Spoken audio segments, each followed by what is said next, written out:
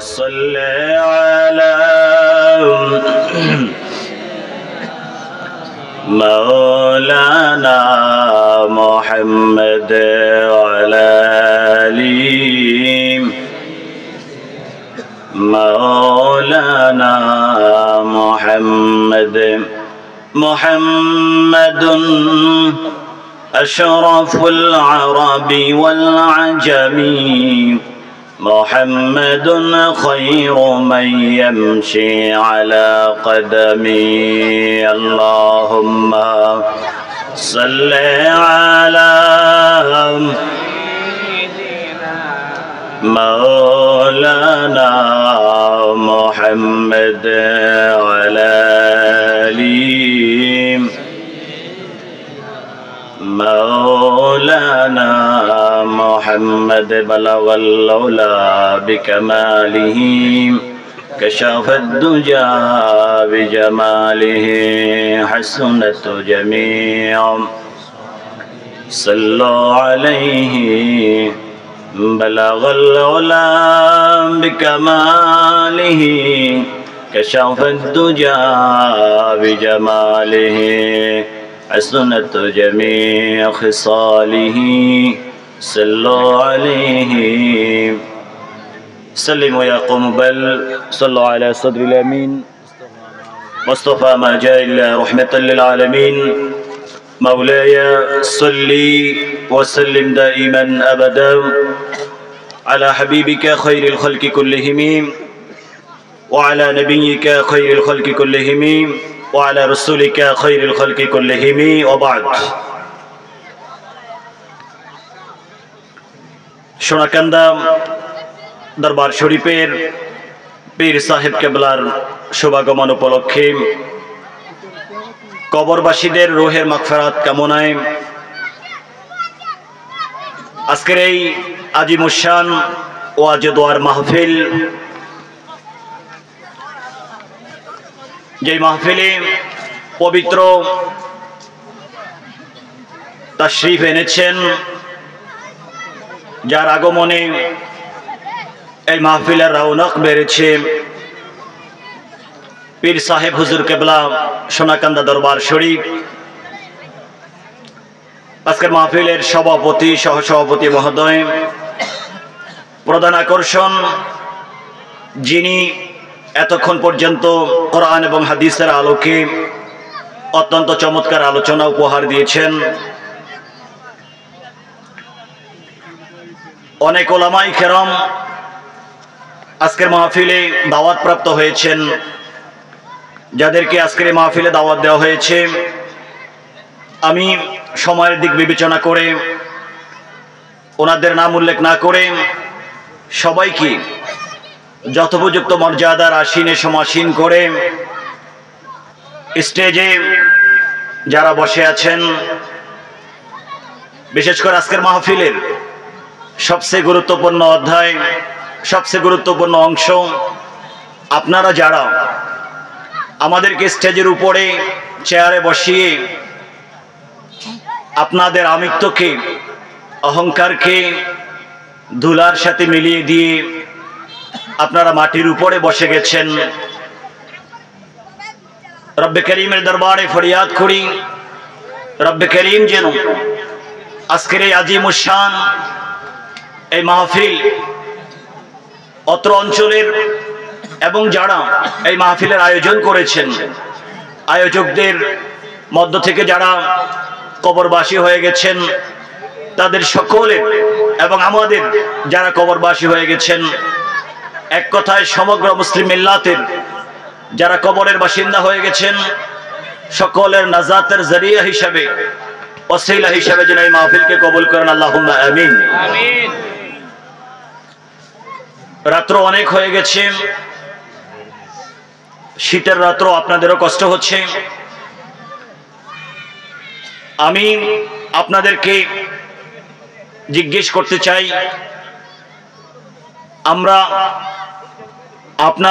আমরা সবাই এই মাহফিলে আমরা আগমন করেছি, মাহফিলে এসেছি, উপস্থিতি দিয়েছি।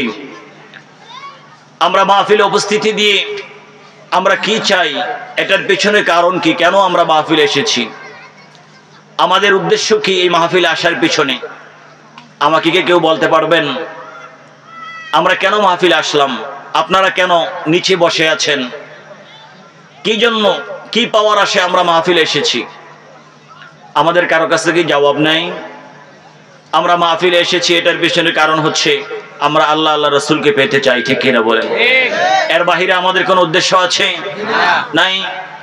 আল্লাহ আল্লাহ রসুলকে যেন আমরা সহজে পেতে পারি, এজন্য ওসিলা হিসাবে ঐতিহ্যবাহী সোনাকান্দা দরবার শরীফের পীর সাহেব হুজুর কেবলাকে মাহফিল কমিটি দাওয়াত করেছেন।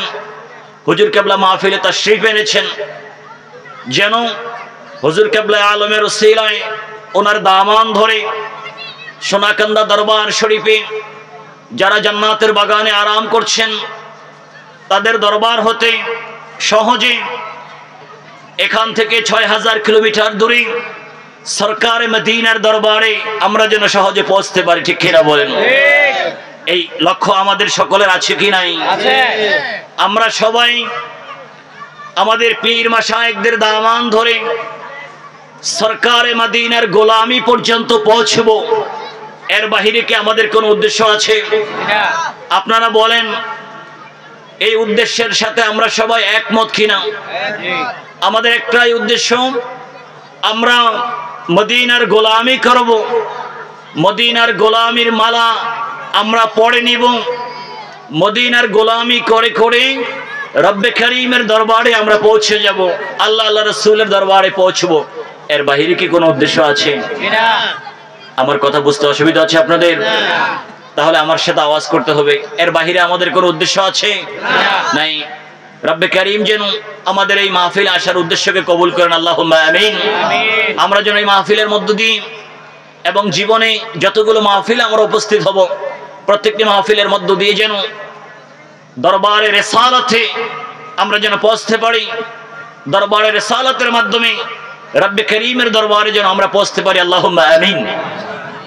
আশিকানে মুস্তাফা সাল্লাল্লাহু আলাইহি সাল্লাম, আপনারা যারা মাহফিলে এসেছেন, আমি আপনাদের সামনে পবিত্র কালামুল্লাহ শরীফ থেকে একটি আয়াত তেলাওয়াত করেছি।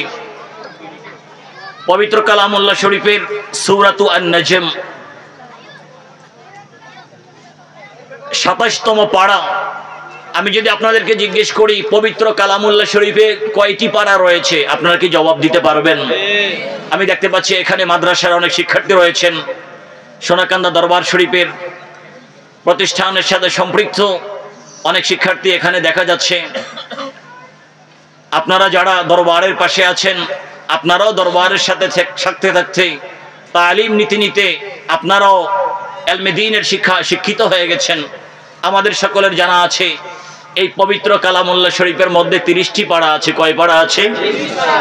এই কোরআনে কারীমের মধ্যে সূরা এর সংখ্যা কয়টি? 114টি। রব্বে করিম এই কোরআনে কারীমকে এখন থেকে 1500 বছর আগে গারে হেরাতে তিনি নাজিল করেছেন। ইকরা বিসমি রব্বিকাল্লাযী খলাক দিয়ে, ইকরা বিসমি রব্বিকাল্লাযী খলাক, খলাকাল ইনসানা মিন আলাক, ইকরা ওয়া রাব্বুকাল আকরাম আল্লাযী আল্লামা বিল কলম। এর মাধ্যমে গারে হেরাতে এই পবিত্র কোরআন নাজিল আরম্ভ হয়ে গেছে। আলহামদুলিল্লাহ। কোরআনে কারীম আমরা দেখতে পাচ্ছি রব্বে করিম সূরাতুল ফাতিহা দিয়ে আরম্ভ করেছেন এবং এই কোরআনে কারীমের শেষ হয়েছে কোন সূরা দিয়ে? সবাই বলুন কোন সূরা দিয়ে? সূরাতুন নাস দিয়ে। আপনি বলেন মুসলমানের সন্তান আপনি হয়েছেন, কোরআনে কারীমকে আপনার এই ক্ষুদ্র জীবনে সূরাতুল ফাতিহা থেকে নাস পর্যন্ত একবারও কি খতম দিয়ে দেখেছেন? কয়েকটি হাত দেখেন তো যারা পবিত্র কালামুল্লাহ শরীফকে সূরাতুল ফাতিহা থেকে নাস পর্যন্ত জীবনে একবারও তেলাওয়াত করেছেন। মাত্র অল্প কয়েকটি হাত উঠেছে, হাত নামান। আপনারা বলেন এই পবিত্র কালামুল্লাহ শরীফের সাথে আমাদের সম্পর্ক রাখা দরকার আছে কি নাই? কালামুল্লাহ শরীফ আমাদের হেদায়েতের জন্য নাজিল হয়েছে। কোরআনে কারীমের শুরুতে এই জন্য রব্বে কারীম ওয়াজ করছেন যালিকাল কিতাবু লা রাইবা ফীহি হুদাল লিল মুত্তাকিন।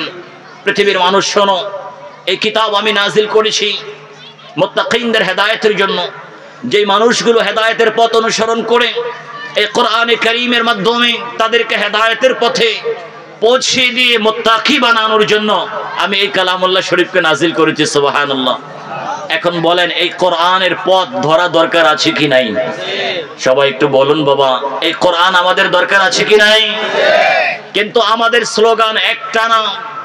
আমরা যারা দরবারকে ভালোবাসি, আমরা যারা আউলিয়া কেরামদেরকে ভালোবাসি, পীর মাশায়েখদেরকে ভালোবাসি, আমাদের স্লোগান একসাথে দুইটা।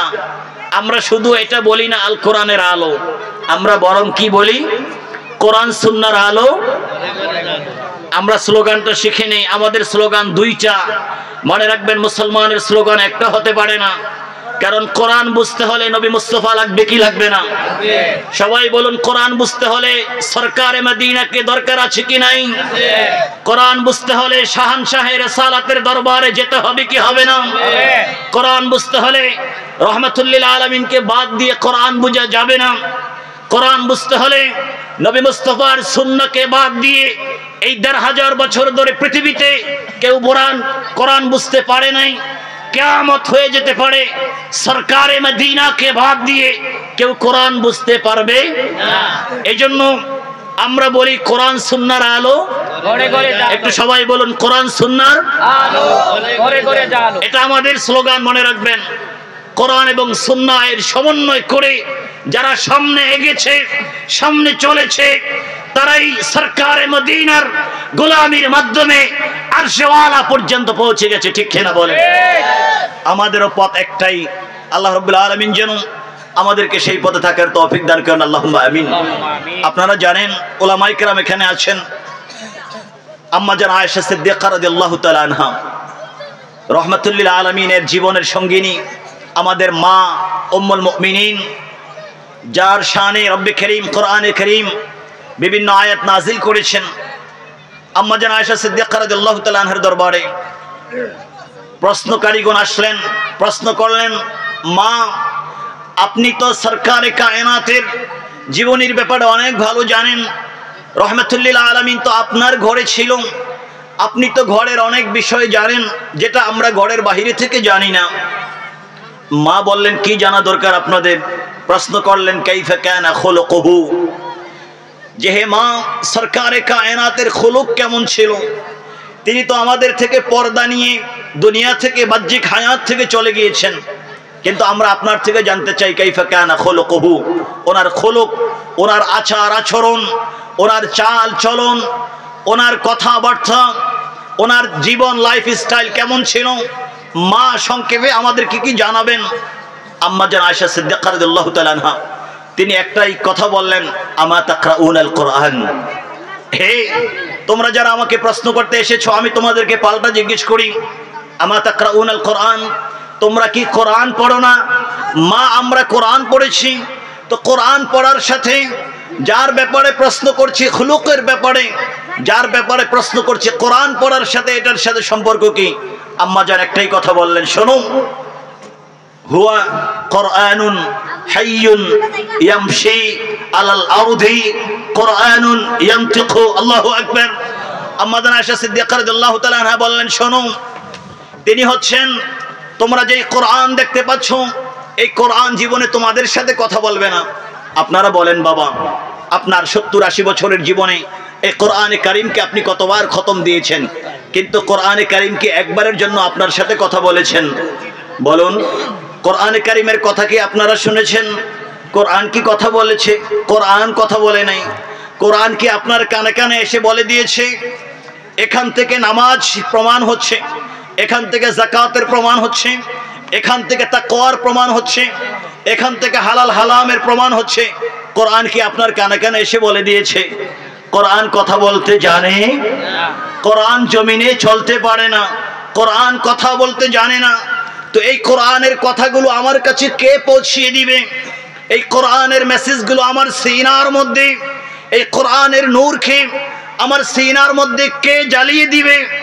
রব্বে করিম এই জন্যই কোরআনের শিক্ষক হিসাবে तमाम कुल कायनातेर मध्य सर्वश्रेष्ठ शिक्षक सरकारे कायनातके बुइस्तु मुअल्लिमान এই পৃথিবীর মধ্যে সবচেয়ে বড় শিক্ষক হিসেবে আমি আগমন করেছি সরকারে কায়নাতকে। বাবা আদম থেকে আরম্ভ করে কিয়ামত পর্যন্ত যারা আসবে সকলের শিক্ষক হিসেবে পাঠিয়ে দিলেন। সুবহানাল্লাহ। সরকারে কায়নাতকে জিন জাতিদের শিক্ষক হিসেবে পাঠিয়ে দিলেন। সরকারে কায়নাতকে মালাইকাতুল মুকাররাবিনের শিক্ষক হিসেবে পাঠিয়ে দিলেন। সরকারে কায়নাতকে ৮০,০০০ আলম দিয়ে রব্বে করিম যে পৃথিবীকে সাজিয়েছেন, যেই কুল কায়নাতকে সাজিয়েছেন, সকলের শিক্ষক হিসাবে রব্বে করিম মদিনার নবী নবী মুস্তাফা সাল্লাল্লাহু আলাইহি তিনি দুনিয়ার মধ্যে পাঠিয়ে দিয়েছেন। সুবহানাল্লাহ। এইজন্য আম্মা জান আয়েশা সিদ্দিকা রাদিয়াল্লাহু তাআলা আনহা বলেছেন, আমা তাকরাউনাল কোরআন, তোমরা কি কোরআন পড়ো না? তো কোরআন তো পড়ো, তাহলে কোরআন পড়লে কি হবে? তাহলে শোনো, হুয়া কোরআনুন হাইয়ুন ইয়ামশি আলাল আরদি ইয়াতাকাল্লাম ইয়ানতিকু। সরকারে কায়নাত তিনি হচ্ছেন জীবন্ত, জ্বলন্ত এবং কোরআনের এই পৃথিবীর মধ্যে চলন্ত কোরআন। তিনি এমন কোরআন যেই কোরআন কথা বলে, তিনি এমন কোরআন যেই কোরআন জমিনের উপরে হাঁটে, তিনি এমন কোরআন যেই কোরআনের সূরাতুল ফাতিহা থেকে নাস পর্যন্ত যা কিছু লেখা আছে সব কিছু শুধুমাত্র একটা চরিত্রের মধ্যে পাওয়া যাবে। সেই চরিত্র হচ্ছে নবী মুহাম্মদুর রাসূলুল্লাহ সাল্লাল্লাহু আলাইহি সাল্লামের চরিত্র। আল্লাহু আকবার বলেন।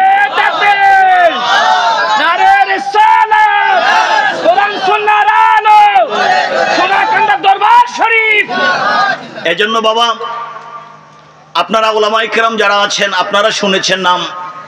মিশরের এখন থেকে 2 জনের আগের যিনি গ্রান্ড মুফতি ছিলেন, আমাদের দেশে গ্রান্ড মুফতির প্রথাটা তেমনটা এখনো নাই। গ্রান্ড মুফতি হচ্ছে যিনি সরকারিভাবে একমাত্র মুফতি, রাষ্ট্র থেকে যাকে নিয়োগ দেওয়া হয়। মুফতি সৈয়দ আলী জুমা হাফিজাহুল্লাহ সারা পৃথিবীর মধ্যে যারা মুফতি দাবি করে তাদের একেবারে শীর্ষে যার স্থান মুফতি আলী জুমা হাফিজাহুল্লাহ। আমাদের দেশে তো মুফতিদের অভাব নাই, কি বলেন?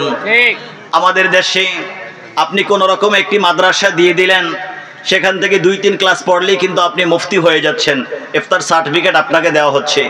আসলে কি এটা এত সহজ? না বাবা। সোনাকান্দা দরবার শরীফ আছে, এখানে উলামায়ে কেরাম আছেন। এই সকল বড় বড় প্রতিষ্ঠানে আপনার সন্তানকে পাঠিয়ে দেন, তারা ক্লাস 1 থেকে আরম্ভ করে কামিল পর্যন্ত পড়বে। সেখানে হাদিস নিয়ে পড়বে, তাফসীর নিয়ে পড়বে, ইলমে ফিকহ, তারপরে ইফতাহের মধ্যে তাখাসসুস করবে। প্রায় তার বয়সের 20-25 বছর গেলে তারপরে তাকে মুফতি সার্টিফিকেট দেওয়া হবে। তাও ওই মাদ্রাসা থেকে দেওয়া হবে না, মাদ্রাসা শিক্ষা বোর্ড থেকে দেওয়া হবে। সারা বাংলাদেশের একটা বোর্ড রয়েছে, মাদ্রাসা শিক্ষা বোর্ডের উলামায়ে কেরাম মিলে তাকে ইফতাহ সার্টিফিকেট দিবেন, ঠিক কিনা বলেন? এটা এত সহজ না বাবা। মুফতি হওয়ার জন্য ন্যূনতম 18টি জ্ঞানের দরকার আছে। আপনি কয়টি জ্ঞান পড়েছেন? কয়টি কিতাব আপনি পড়েছেন? কয়টি তাফসীর আপনি পড়েছেন? আর আমি সহজেই নিজেকে মুফতি বলে দাবি করছি, সাবধান, এটা অনেক বড় আমানতের বিষয়। আপনারা মুফতি টাইটেল দেখলেই দৌড় দিবেন না।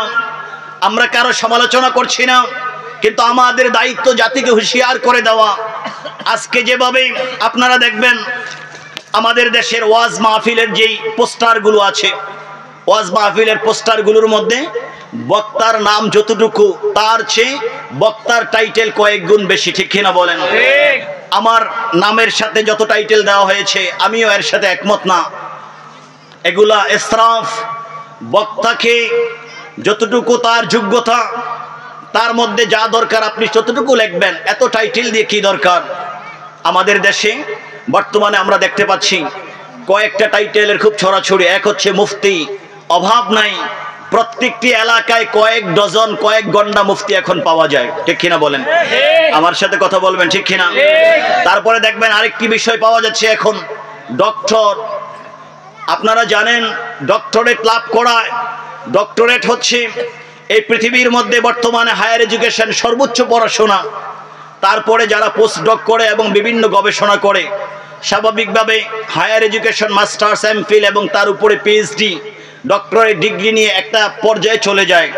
এটার জন্য তার জীবনে অনেক পরিশ্রম করতে হয়, অনেক গবেষণা করতে হয়। যিনি ডক্টর হবেন, অন্য কথায় তাকে বলা হয় তিনি হচ্ছেন গবেষক, যিনি কোরআন হাদিস রিসার্চ করে নতুন নতুন বিষয়ের সমাধান তিনি বের করে দিশেহারা জাতিকে সঠিক পথে নিয়ে আসতে পারবেন। এত সহজ কথা নয়, কিন্তু এখন দেখা যাচ্ছে আপনার ডক্টর এই লকবটারও ছড়াছড়ি, এটা কিয়ামতের আলামত ছাড়া কিছু না। এই জন্য আল্লাহ হাবিব পাক সাল্লাল্লাহু আলাইহি ওয়াসাল্লাম বলেছেন, শোনো, ইযা উসতিদাল আমরু ইলা গায়রি আহলিহি ফান্তাযিরিস সাআ, যখন দেখবে যে যেটার উপযুক্ত না তাকে সেটা বলে অ্যাড্রেসিং করা হচ্ছে, তাকে সেই দায়িত্ব দেওয়া হচ্ছে, তখন মনে করবে কিয়ামত চলে আসছে। ঠিক কিনা বলে? কিয়ামত কি? কিয়ামতের আলামতগুলো কি দেখা যাচ্ছে না? এর সবচেয়ে বড় আলামত হচ্ছে যার যোগ্যতা নাই সে মসজিদের মিম্বরের মধ্যে খতিব হিসাবে বসে যাবে। যার যোগ্যতা নাই মাহফিলের মধ্যে মাইক নিয়ে লক্ষ লক্ষ মানুষকে হেদায়েতের দিকে আহ্বান করবে। যার যোগ্যতা নাই তিনি আপনার বড় বড় টাইটেল নিয়ে নিজের আত্মপ্রচারে নিযুক্ত হয়ে যাবে। যেটার প্রমাণ হচ্ছে, আমি আমার যুবক ভাইদেরকে বলছি, আপনারা যে মোবাইল দেখতে পাচ্ছেন, আপনারা, আমার অধিকাংশ যুবক ভাই দেখা যাচ্ছে আমরা ইউটিউব মুখী, আমরা সোশ্যাল মিডিয়া মুখী। সোশ্যাল মিডিয়া থেকে বিভিন্ন জায়গায় আমরা বক্তাদেরকে নির্বাচন করি। আমরা দেখি কি জানেন, যে এই বক্তা, তার আলোচনার ভিউ কয়জন, কয়টা ভিউ হয়েছে, কত লক্ষ কত মিলিয়ন মানুষ তাকে দেখেছে, এই আলোচনাটাকে রিসিভ করেছে, তার কাছে পৌঁছেছে, তাকেই আমরা মনে করি সে হচ্ছে এই জামানার বড় আলেম। ঠিক কিনা বলেন? আমরা মনে করি সে এই জামানার বড় আল্লামা, এই জামানার বড় মুফতি, জামানার বড় হাদি। আমরা ইউটিউব থেকে বিচার করি। খোদার কসম করে বলছি, শুনেন, ইউটিউব, সোশ্যাল মিডিয়া কারো যোগ্যতাকে শনাক্ত করার সেই ক্ষমতা রাখতে পারে না। ঠিক কিনা বলেন? এই জন্য সরকারে কায়নাত বলেছেন, মুসলিম শরীফের হাদিস সোনাকান্দা দরবার শরীফে হাদিস গ্রুপের মধ্যে পড়ানো হয়।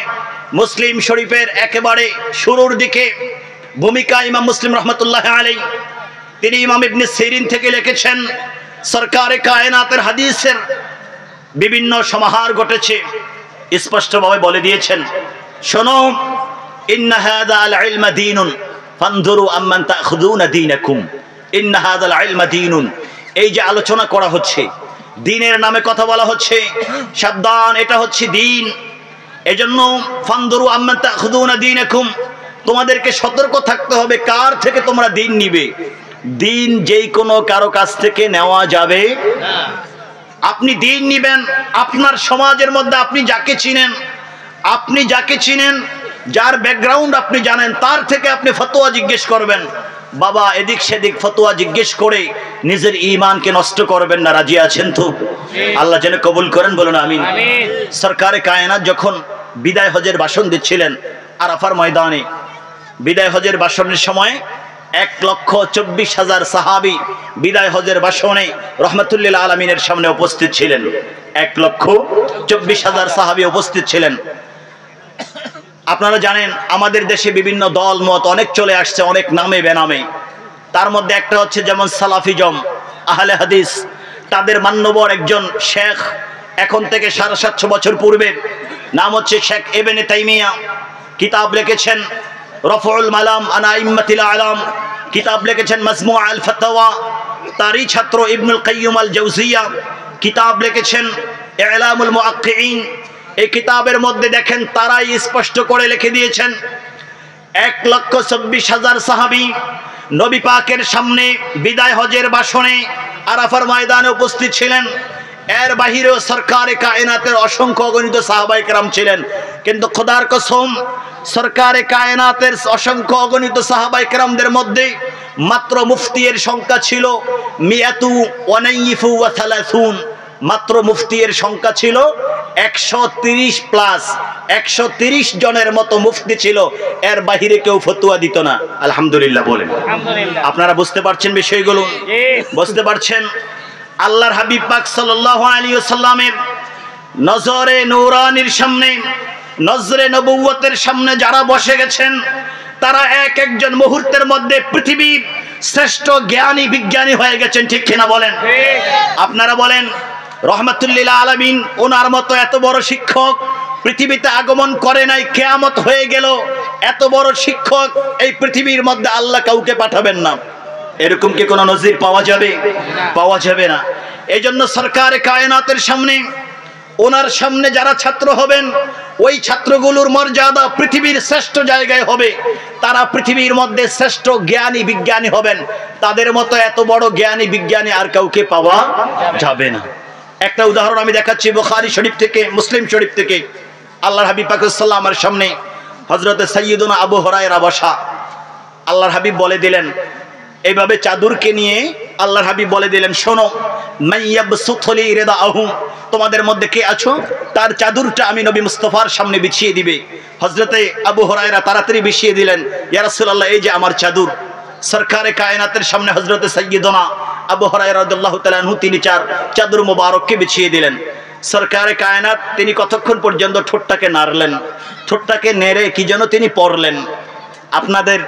আপনারা সেই পরিস্থিতিতে পড়েছেন কিনা জানি না, অবশ্যই যেহেতু সোনাকান্দা দরবারের সাথে আছেন আপনারা হয়তোবা দেখেছেন, বিশেষ করে মুরব্বীরা যখন মুরিদ যখন পীরের সামনে বসে যায়, মুরিদকে সামনে বসিয়ে রেখে মুরিদও চোখ বন্ধ করে থাকে, পীরও চোখ বন্ধ করে থাকে, দেখবেন পীরের সিনা থেকে মুরিদের সিনায়, যেটাকে সিনা বা সিনা বলা হয়, তরিকা তাসাউফ ছাড়া এগুলো বোঝা যাবে না বাবা। সোনাকান্দা দরবার শরীফ, এইরকম যত হক্কানি দরবার শরীফ আছে এই সকল জায়গায় গেলে বসা যাবে। সামনে বসিয়ে রাখা হচ্ছে, আবার সামনে থেকে পীর বসে বসে আপনার মহান মুর্শিদ কোরআন এবং হাদিসের যেই নূর সিনার মধ্যে, কদমে নববী থেকে যেই নূর সিনার মধ্যে ধারণ করছেন, ওই নূর থেকে সামনে মুরিদকে বসিয়ে রেখে ফায়েজ দিচ্ছেন, তাওয়াজ্জু দিচ্ছেন।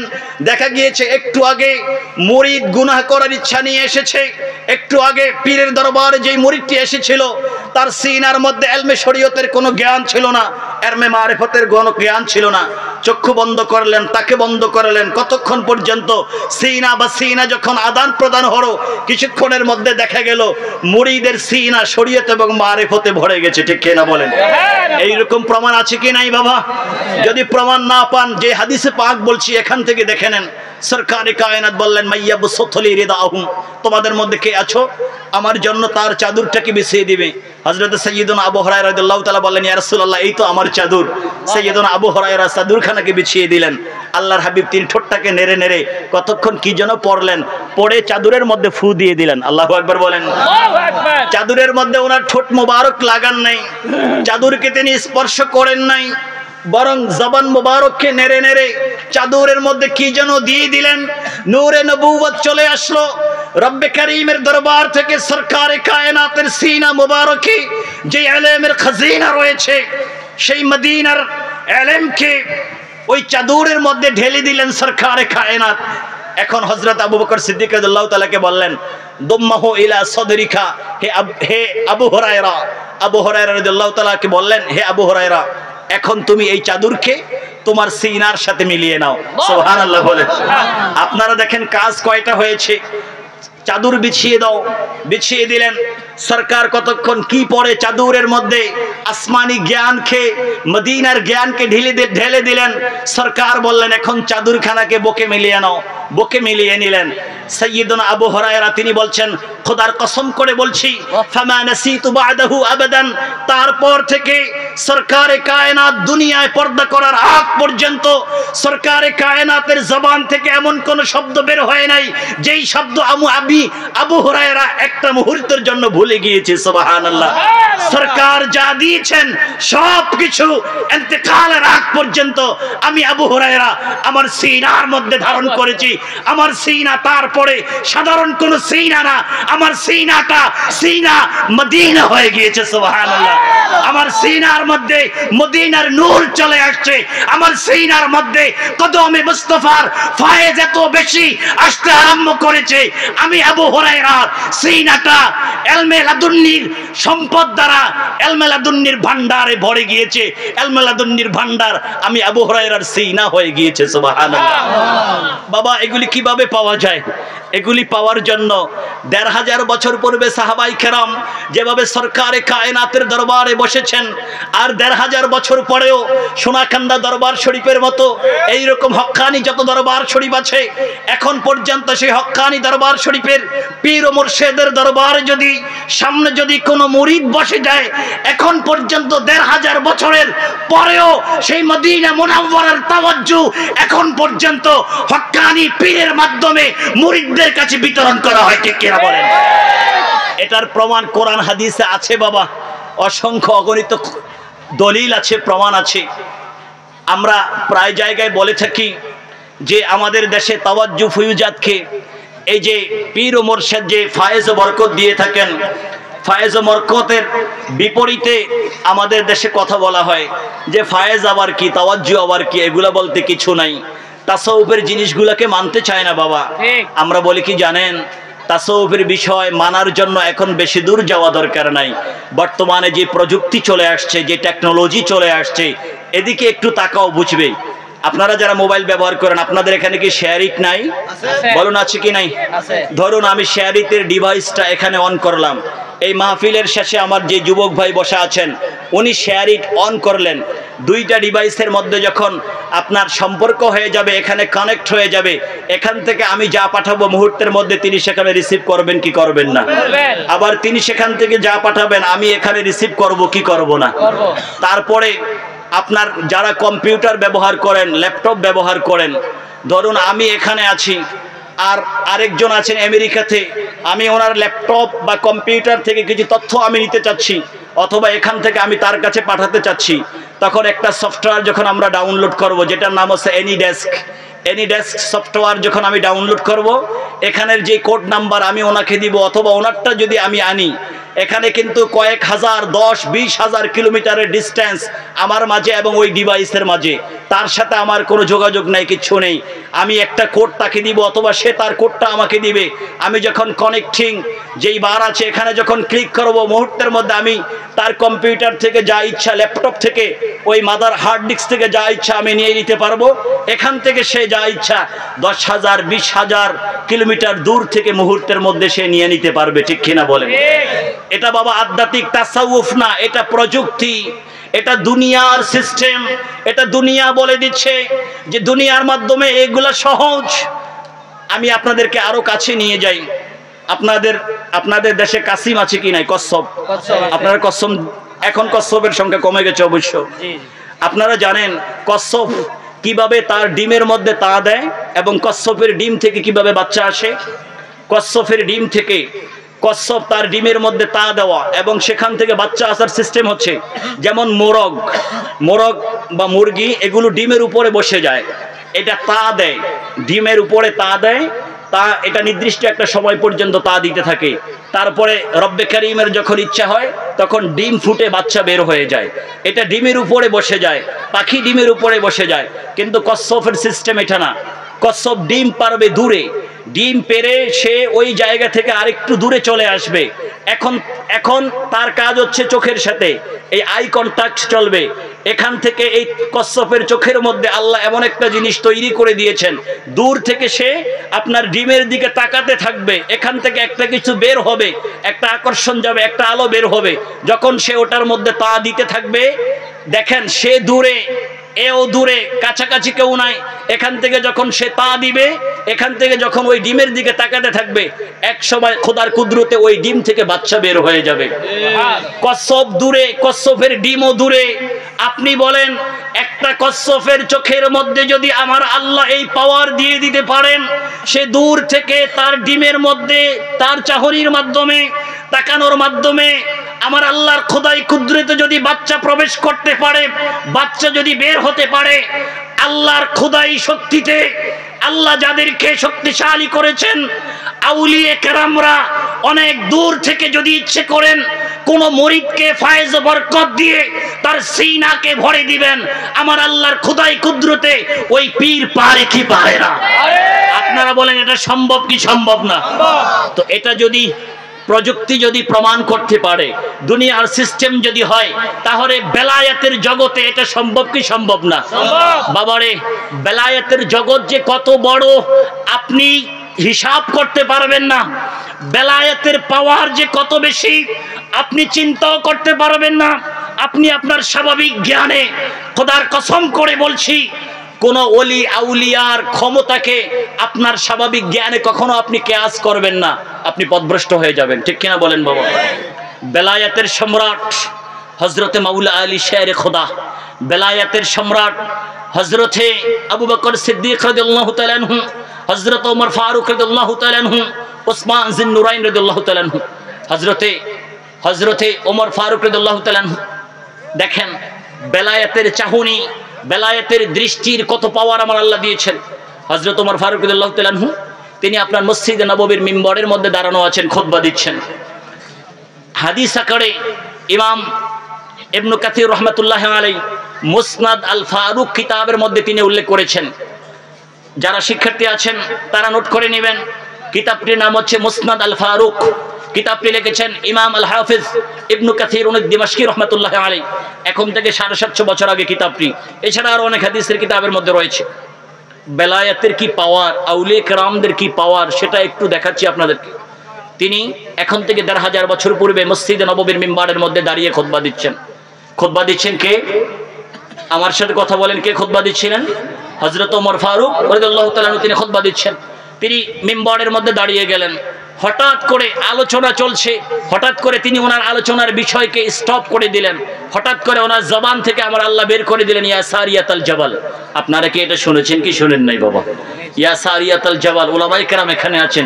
ইয়া সারিয়াতাল জাবাল ডাক দিলেন। ওমর রাদিয়াল্লাহু তাআলা হঠাৎ করে ডাক দিলেন, ইয়া সারিয়াতুল জাবাল। ডাক দেওয়ার পরে আবার খুতবাকে চালিয়ে দিচ্ছেন। হঠাৎ করে কেন ডাক দিলেন? সবাই তো অবাক হয়ে আছেন। ওমর রাদিয়াল্লাহু তাআলা খুতবা শেষ করলেন। কয়েকদিন পরে দেখা গেল আপনার ইরান, মদিনা মুনাওয়ারা থেকে কয়েক হাজার কিলোমিটার দূরে ইরান, কয়েক হাজার কিলোমিটার দূর। সে ইরানের একটা জায়গার নাম হচ্ছে নাহাওয়ান। নাহাওয়ান ওই জায়গা থেকে সাহাবায়ে কেরাম হযরত ওমর ফারুক রাদিয়াল্লাহু তাআলার দরবারে আসলেন। বললেন, আমিরুল মুমিনিন, আমাদের বুঝে আসছে না, আমরা যুদ্ধ করছিলাম নাহাওয়ান দে ইরানে, মদিনা মুনাওয়ারা থেকে কয়েক হাজার কিলোমিটার দূরে আমরা যুদ্ধ করছিলাম। আমিরুল মুমিনিন, আমরা যুদ্ধ করছিলাম পাহাড়ের পাদদেশে। আমাদের পিছন থেকে শত্রু সৈন্য আমাদেরকে আক্রমণ করবেন, আমরা টের পাচ্ছিলাম না। হঠাৎ করে আপনার আওয়াজ যখন শুনলাম, আপনি যখন বলে দিলেন, ইয়া সারিয়াতুল জাবাল ওরা আখা, হে সারিয়াতুল জাবাল, পিছনে ফিরো তাড়াতাড়ি, নচেত শত্রু সৈন্য এখনই আক্রমণ করে তোমাদেরকে শেষ করে দিবে। আপনার আওয়াজটা শুনে আমরা তাড়াতাড়ি পিছনের দিকে ফিরে গেলাম। দেখলাম কাফের সৈন্য আমাদের কাছে চলে আসছে। আমরা যদি পিছনে না ফিরতাম, আপনার আওয়াজ যদি না শুনতাম, তাহলে আমরা সবাই ওই যুদ্ধের ময়দানে শহীদ হয়ে যেতাম। আপনার আওয়াজ শোনা মাত্র আমরা পিছনে ফিরেছি এবং আল্লাহর সাহায্যে ওই যুদ্ধে আমাদের নুসরা হয়েছে, আমরা যুদ্ধে বিজয় লাভ করেছি। সুবহানাল্লাহ। খলিফাতুল মুসলিমিন হে ওমর ফারুক রাদিয়াল্লাহু তাআলা আনহু, আপনার দরবারে আরজ করছি, আপনার দরবার থেকে জানতে চাচ্ছি, আমাদেরকে কি বলবেন যে এই আওয়াজটা কিভাবে আমরা পেলাম, এই আওয়াজ আমরা কিভাবে শুনলাম, আপনি কিভাবে আমাদের অবস্থা জানলেন? ওমর ফারুক রাদিয়াল্লাহু তাআলা বললেন, শোনো, আমি যখন মিম্বরের মধ্যে দাঁড়িয়েছিলাম, মিম্বরে দাঁড়ানো মাত্র কয়েক হাজার কিলোমিটার দূরে তোমরা পাহাড়ের পাদদেশে পাহাড়ে উঠে যে যুদ্ধ করছো, কয়েক হাজার কিলোমিটার দূর থেকে আমার আল্লাহ আমার চোখের পর্দাকে উঠিয়ে দিলেন। কয়েক হাজার কিলোমিটার দূরে কি হচ্ছে, তোমরা কি বিপদে আছো, কি অবস্থায় আছো, আমি আমিরুল মুমিনিন আবু হযরতে ওমর এখান থেকে তোমাদের অবস্থা দেখতে পেয়েছি। সুবহানাল্লাহ। বেলায়েতের পাওয়ার চলে আসছে। রব্বে করিম আমার চোখের দৃষ্টিকে প্রসারিত করে দিয়েছেন। আমার সামনের সব প্রাচীর, সব বাধা, সব কিছু, সব অন্ধকার দূর হয়ে গেছে। কয়েক হাজার কিলোমিটার দূরে তোমরা কি করছো, আমি মদিনার মিম্বরে দাঁড়িয়ে দাঁড়িয়ে আমি দেখতে পেয়েছি। সুবহানাল্লাহ। ক্ষমতা কে দিয়েছেন? বলুন, আওয়াজ করে বলুন, ক্ষমতা কে দিয়েছেন? আল্লাহ যদি দিতে চান দিতে পারেন কি পারেন না? এই জন্য তিনি বলেছেন, শোনো, হাদিসে কুদসি বুখারী শরীফ, আমার ওলিদেরকে স্বাভাবিক মনে করবে না, আমার নবীদেরকে স্বাভাবিক মনে করবে না, আমি যাদেরকে কাছে টেনে নিয়েছি তাদেরকে স্বাভাবিক মনে করবে না, বরং তারা কি কুনতু সামাহু আল্লাযী ইয়াসমাউ বিহি, আমার খোদাই শ্রবণ শক্তি, আমি যাকে ভালোবাসি তার কানের মধ্যে চলে আসে। সুবহানাল্লাহ। ওয়া ইয়াদাহু আল্লাতী ইয়াবতিশু বিহা, আমি খোদাই কুদরত তার হাতের মধ্যে চলে আসে, যেই হাত দ্বারা সে তার কাজগুলো করতে থাকে। আমি খোদাই দৃষ্টি তার চোখের মধ্যে চলে আসে। সামাহু বাসারাহু আল্লাযী ইয়াবসিরু বিহা, যে চোখ দ্বারা সে দেখতে পায়।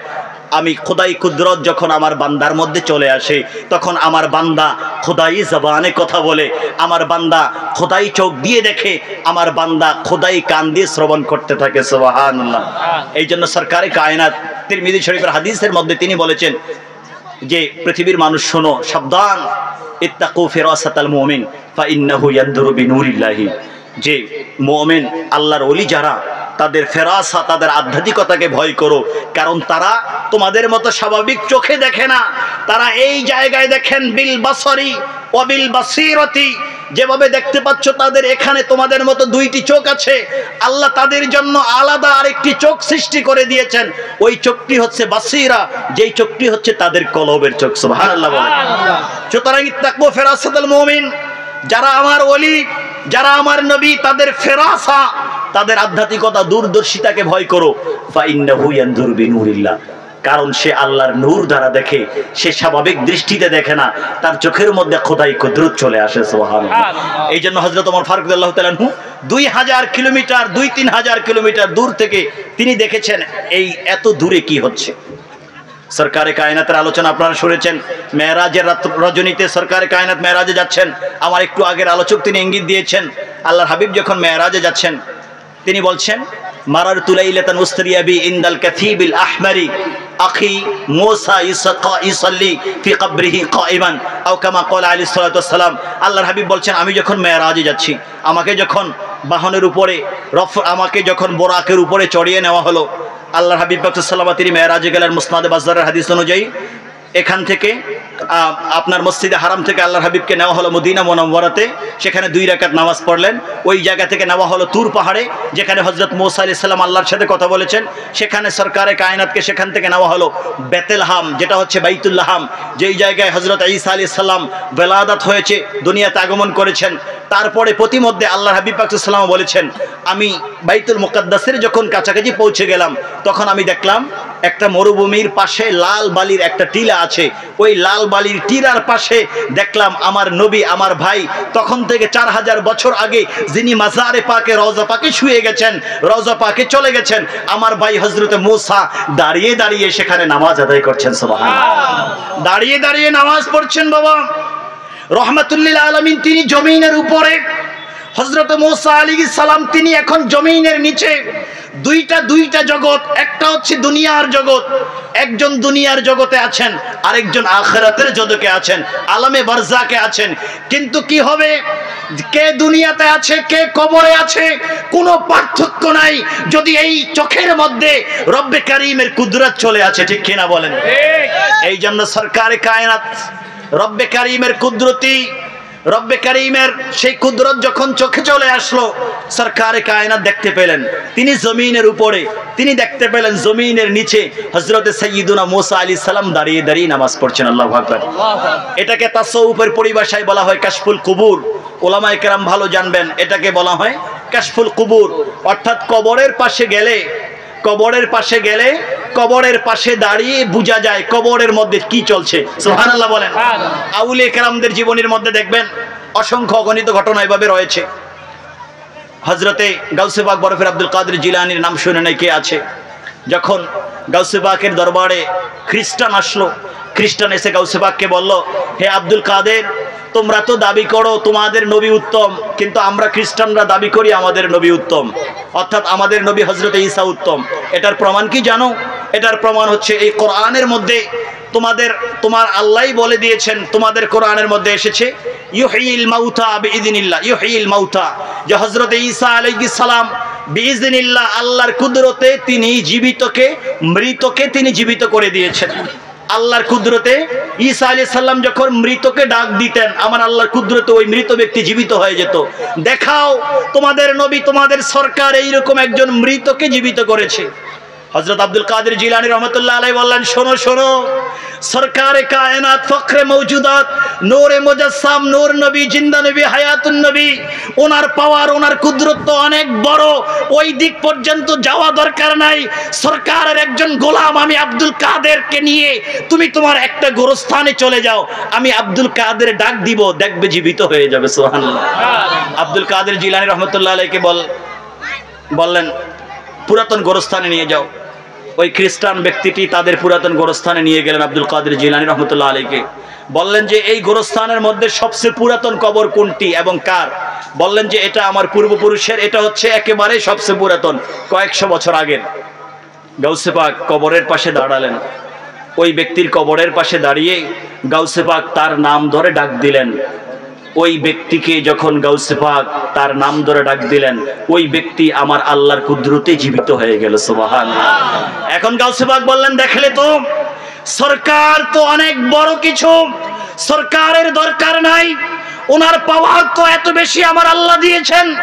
জমিনের মধ্যে মাত্র আঙ্গুলকে নাড়িয়েছেন, অসংখ্য অগণিত মাইল উপরে চন্দ্র দ্বিখণ্ডিত হয়ে গেছে, চাঁদের সাথে আঙ্গুলকে লাগাতে হয় নাই, জমিনে ইশারা করেছেন, আকাশের চাঁদ দ্বিখণ্ডিত হয়েছে। সরকার আদেশ করেছেন, চন্দ্র সরকারের গোলামি করার জন্য কদমে নববীতে এসে দুটি ভাগ হয়ে গেছে। কোরআন দেখো, ইকতারাবাতিস সাআতু ওয়ানশাক্কাল কমার, কিয়ামত কাছাকাছি চলে আসছে। কারণ দেখো আকাশের চাঁদ দুই ভাগ হয়ে গেছে সরকারে মদিনার একমাত্র ইশারার বরকতে। সুবহানাল্লাহ। তো সরকার, আমি আব্দুল কাদের তো সামান্য, সরকার তো অনেক দূরে। সরকারের ইশারায় আকাশের চাঁদ দ্বিখণ্ডিত হয়ে গেছে। শুধু এতটুকু না, মেরাজ দেখো, সরকারের ইশারায় সূর্য এখন ডুবে যাবে, সূর্য ডুববে। সরকার বললেন না, আজকের সূর্য এখন ডুবতে পারবে না।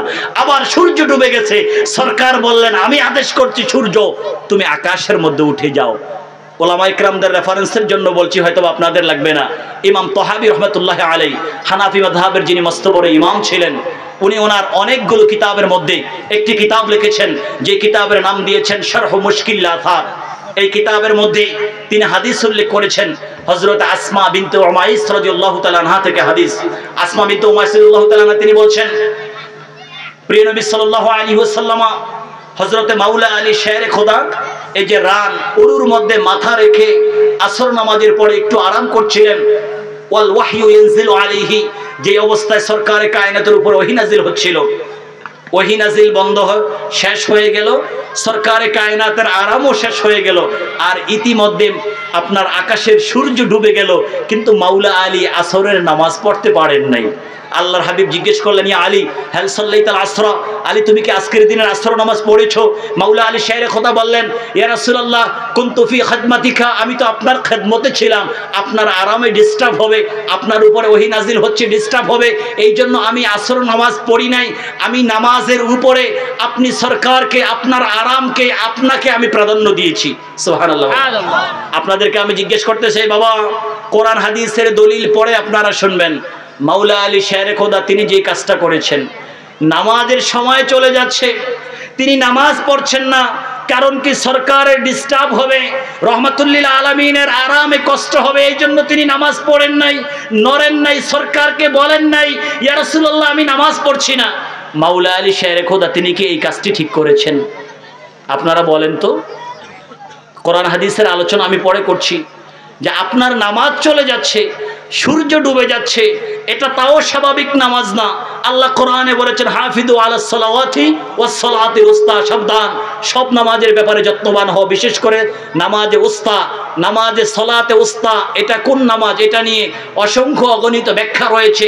তার মধ্যে সবচেয়ে প্রাধান্য যেটা, সেটা হচ্ছে যে মাঝামাঝি নামাজ, অর্থাৎ ফজর এবং জোহরের পরে, আবার ওদিক থেকে এশা এবং মাগরিবের আগে, দুই পাশে দুই ওয়াক্ত করে 4 ওয়াক্ত, মাঝখানে যেই ওয়াক্ত সেটা হচ্ছে আসর।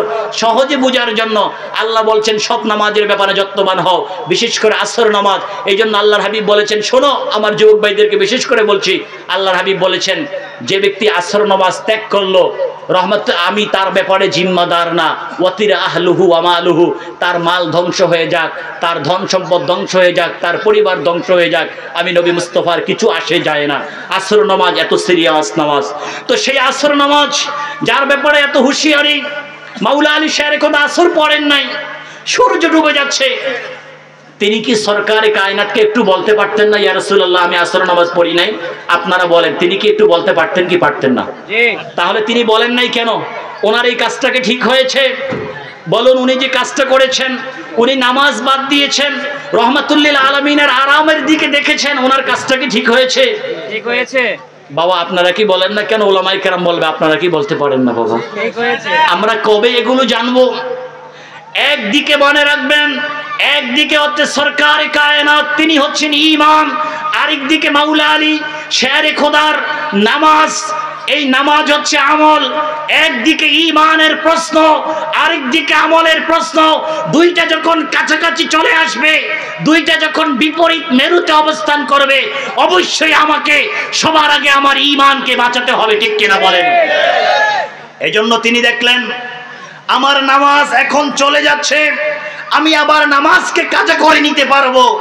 আমার নামাজে রক্ত চলে গেলে কাজার বিধান আমার আল্লাহ আল্লাহ রসুল দিয়েছেন, কিন্তু সরকারের সাথে যদি বেয়াদবি হয়ে যায় তাহলে তো আমি আলী বরবাদ হয়ে যাব, আমার তামাম জীবনের আমলগুলো মুহূর্তের মধ্যে নষ্ট হয়ে যাবে। কারণ সূরাতুল হুজুরাত তো নাজিল হয়ে গেছে 26তম পারায়। আল্লাহ তো আয়াত নাজিল করে দিয়েছেন, ইয়া আইয়ুহাল্লাযীনা আমানু লা তারফাউ আসওয়াতাকুম ফাওকা সাওতিন নাবিয়্যি ওয়া লা তাজহারু লাহু বিল কাওলি কাজহরি বা'দিকুম লিবা'দিন আন তাহবাতা আমালুকুম ওয়া আনতুম লা তাশউরুন। সাবধান, আমার সরকারের সামনে, আমার কামলেওয়ালার সামনে বসা আছো, সাবধান, জেনে না জেনে আওয়াজ কি জোরে করো না। তুমি মনে করবা আওয়াজ কি জোরে করছি কি আসে যায়, এটা বেয়াদবি না। না, এটা বেয়াদবি না, শুধু এটার মধ্যে এত বড় বেয়াদবি রয়েছে। আমি আল্লাহ জিবরিলকে পাঠিয়ে দিয়ে হুঁশিয়ার করলাম, যদি আরেকবার আমার হাবিবের সামনে আওয়াজকে জোরে করো, তোমাদের সারা জীবনের আমলকে আমি আল্লাহ নষ্ট করে দিব। চিন্তা করেন বাবা, কত সতর্কতার জায়গা। আপনার জীবনের মধ্যে 100 বছর আপনি নামাজ পড়েছেন, 100 বছর রোজা রেখেছেন, হজ করেছেন, যাকাত দিয়েছেন, সব আমলগুলো আপনি করেছেন, 70-80 বছর আপনি করেছেন, কিন্তু যদি নসিব খারাপ হয়ে যায়, আপনি যখন শব্দ চয়ন করছেন সরকারের শানে আপনি সুন্দর শব্দ চয়ন করছেন না, আপনার যেটা ইচ্ছা আল্লাহর হাবিবকে ওই ধরনের শব্দ দিয়ে আপনি অ্যাড্রেসিং করছেন, আপনার যেটা ইচ্ছা ওইভাবে আল্লাহর হাবিব পাক সাল্লাল্লাহু আলাইহি সামনে আচরণ করছেন, বেয়াদবি করছেন। আমার আল্লাহ বলছেন না আনতা হাবাতা আমালুকুম, তোমাদের সব আমল নষ্ট হয়ে যাবে। এখানে ওলামায়ে কেরাম বুঝবেন, আমালুকুম বলা হয়েছে, আমালুন শব্দটি এক বচন, এটার বহু বচন হচ্ছে আমালুকুম, তোমাদের সব আমল নষ্ট হয়ে যাবে। সব আমলের মধ্যে নামাজ আছে কি নাই? রোজা, হজ, যাকাত, তেলাওয়াত, দান, সাদাকা যা আছে সব আছে। আপনার সব আমলকে এক পাল্লায় রাখেন, আরেক দিকে নবী মুস্তাফাকে রাখেন। নবী মুস্তাফার সাথে যদি একটা মুহূর্ত বেয়াদবি হয়, আপনার হাজার হাজার বছরের আমল নষ্ট হয়ে যাবে, ঠিক কিনা বলেন? শয়তান 6.5 লক্ষ বছর পর্যন্ত ইবাদত করেছে। পৃথিবীতে এই সৃষ্টি জগতে এমন কোনো জায়গা নাই যেই জায়গায় যে সিজদা করে নাই। আমার আল্লাহ 6.5 লক্ষ বছরের ইবাদতকে নষ্ট করে দিলেন কেন জানেন? এটার কারণ হচ্ছে আদেশ হয়েছে উসজুদুলি আদমা, আদমকে সিজদা করো। সূরা বাকারা কোরআন বারবার খুলে দেখেন, আদমকে সিজদা করো। তো বাবা আদমকে তো সিজদা করে নাই, এই জন্য 6.5 লক্ষ বছরের ইবাদত নষ্ট হয়ে গেল।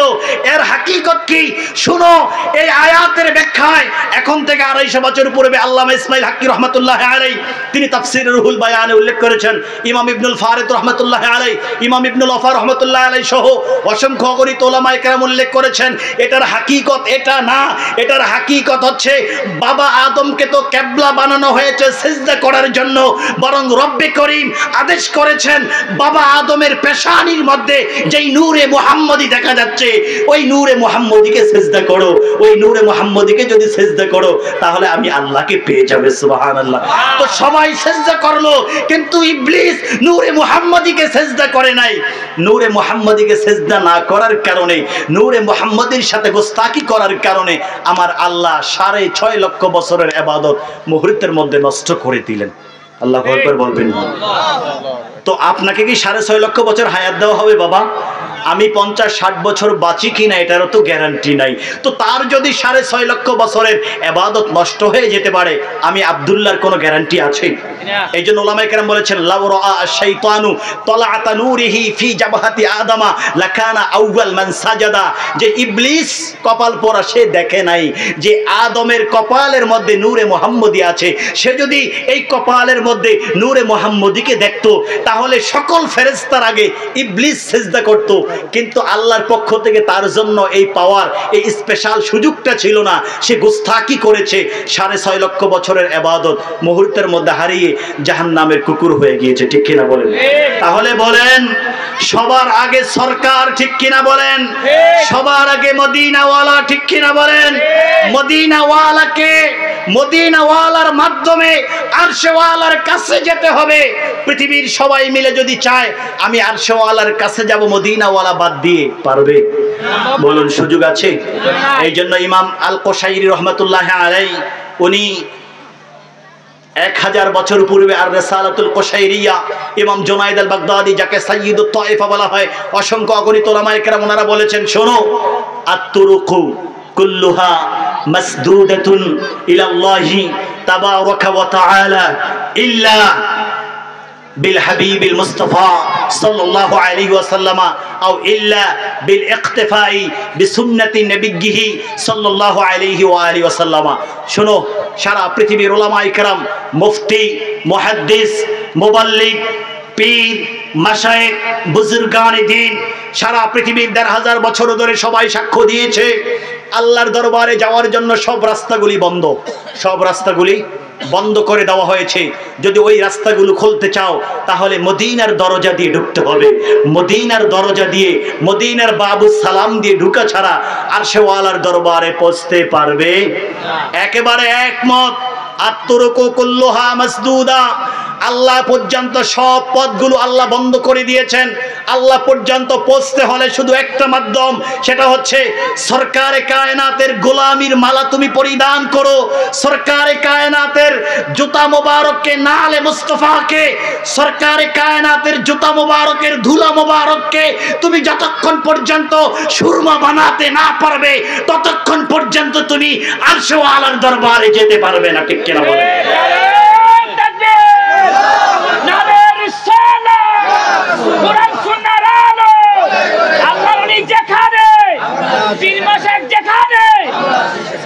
এই জন্য বাবা, বিশেষ করে আপনাদেরকে অনুরোধ করছি, আপনাদের ভাগ্য অনেক ভালো। সোনাকান্দা দরবার শরীফের মতো এত বড় দরবারের মহান হাস্তিদের পাশে এই এলাকায় আপনারা আছেন। আল্লাহ আপনাদেরকে হেফাজতে রেখেছে, আপনাদের ঈমান আকীদাকে ওনাদের উসিলে হেফাজতে রেখেছে। চতুর্দিকে বাবা ঈমান চোর বের হয়ে গেছে, ঈমানের উপরে হামলা চলছে। ঠিক কিনা বলে? এই জন্য সাবধান থাকতে হবে। মনে রাখবেন, আমি সাইফুল ইসলাম আজহারীর আমার নাম এবং আমার লকব, আমি সত্য পথে আছি এটা বলে দিবে না যতক্ষণ পর্যন্ত এই নাপাক জবান দিয়ে সরকারের আলোচনা বের না হবে। মদিনার ক্যাম্বাসার যতক্ষণ পর্যন্ত আমি হতে না পারবো, হাসানাইন কারিমাইন পাক পাঞ্জাতনের গোলামি যতক্ষণ পর্যন্ত আমার মধ্য দিয়ে বের না হবে ততক্ষণ পর্যন্ত আপনারা মনে করবেন না আমি সঠিক পথে আছি। ঠিক কিনা বলেন? এজন্য বাবা, আজহারি নাম, মাক্কি নাম, মাদানি লকব, কোন লকব সঠিক হকের প্রমাণ করে না। হকের প্রমাণ তখন করবে যখন আপনার সিনার মধ্যে মদিনা চলে আসবে, আপনার সিনার মধ্যে আউলিয়া কেরামের ভালোবাসা চলে আসবে, আপনার সিনার মধ্যে শহীদে কারবালা ইমাম হুসাইন আলাইহিস সালাম পাক পাঞ্জাতন আপনার সিনায় চলে আসবে। তখন মনে করবেন আপনি সঠিক পথে আছেন, আপনি মদিনার মুসাফির হয়েছেন, আপনি আরশেওয়ালার দরবারে মাকবুলিয়ত পেয়েছেন। এছাড়া আপনার কোনো মাকবুলিয়ত নাই। আপনি হকের পথে আছেন এটা বলার কোনো সাহস নাই, বলার কোনো সুযোগ নাই। ঠিক কিনা বলেন বাবা? আল্লাহ যেন আমাদেরকে হেদায়েতের পথে কবুল করেন। বলুন আমিন। একটু মহাব্বতে দরুদ শরীফ পড়ুন। আল্লাহুম্মা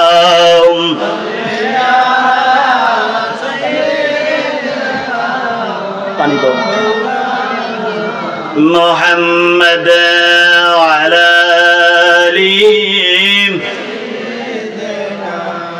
মাওলানা মুহাম্মদ সালাতুন ইয়াম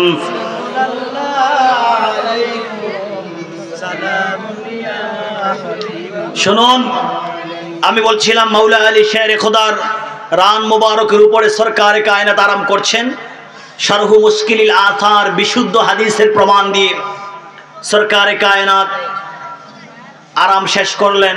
মাওলা আলী শেরে খোদার নামাজে রক্ত চলে গেল। এখন কি হবে? সরকারে কায়নাত ওনাকে ধমক দেন নাই, তুমি নামাজ পড়ো নাই কেন, তুমি কবিরা গুনাহ করেছো, সরকার ধমক দেন নাই। কিন্তু আপনি যদি ইচ্ছা করে নামাজ তরক করেন, কাজা করেন, আপনি যদি ইচ্ছা করে নামাজ বাদ দেন, গুনাহ আছে কি নাই? মান তারাকাস সালাতা মুতাআম্মিদান ফাকাদ কাফারা, যে ব্যক্তি ইচ্ছাকৃতভাবে অবহেলা করে তাচ্ছিল্যতার সাথে কেউ যদি কোনো ওয়াক্ত নামাজ ত্যাগ করে, তাহলে সে কুফরি করে ফেলেছে, কুফরির মধ্যে প্রবেশ করেছে। এত বড় হুঁশিয়ারি।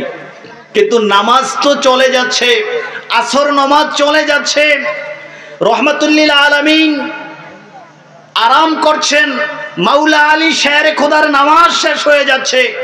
আল্লাহর হাবিব মাওলা আলী শেরে খোদাকে ধমক দেন নাই, অথচ তিনি তো ধমকাবেন, তুমি কেন নামাজ পড়ো নাই, ইচ্ছাকৃতভাবে তুমি কেন নামাজ ত্যাগ করলে? কিন্তু না, তিনি মাওলা আলী শেরে খোদাকে ধমক দেন নাই, বরং কি করেছেন জানেন? আল্লাহর দরবারে হাত তুললেন, আল্লাহ গো, কানা আলীগুন ফি খিদমাতিকা ওয়া ফি খিদমাতি নাবিয়িকা, আল্লাহ তোমার আলী তোমার এবং তোমার হাবিবের খেদমতে ছিল। আল্লাহ আমার আলী কি আজকে আসর নামাজ পড়তে পারবে না? সুবহানাল্লাহ বলেন। আরে বাবা, আসর নামাজ কিভাবে পড়বে? সূর্য তো ডুবে গেছে। আপনারা বলেন, সূর্য ডুবে গেলে আসরে রক্ত হয় না মাগরিবে রক্ত হয়? আল্লাহ, এটা হচ্ছে আমাদের জন্য, আপনার জন্য, সবার জন্য। কিন্তু সরকারের খাতিরে আমার আল্লাহ ডুবন্ত সূর্যকে উঠিয়ে দিয়ে মাগরিবের সময় আসর পড়াতে পারে কি পারে না? পারে কি পারে না? এটা শুধু একজনের জন্য, তার কোনো নজির নাই। আমার জন্য না, কারো জন্য হবে না, কিয়ামত পর্যন্ত কারো জন্য না, কোনো পীরের জন্য না, বুজুর্গের জন্য না, কোনো সমাজপতি দলপতির জন্য না, রাষ্ট্রনায়কের জন্য না, শুধুমাত্র একজনের জন্য, যিনি এই পৃথিবীর মধ্যে বেমিসাল, যার কোনো নজির নাই, যিনি আমাদের মতো মানুষ না। ঠিক কিনা বলেন বাবা? যিনি আমাদের মতো না, আমরাও তার মতো না। কোরআন বলছে, হাদিস বলছে, ঠিক কিনা বলেন? এই জন্য আল্লাহর হাবিব এখন তিনি সরকারের আসনে বসে গেলেন, তিনি তার আসনে বসে গেলেন।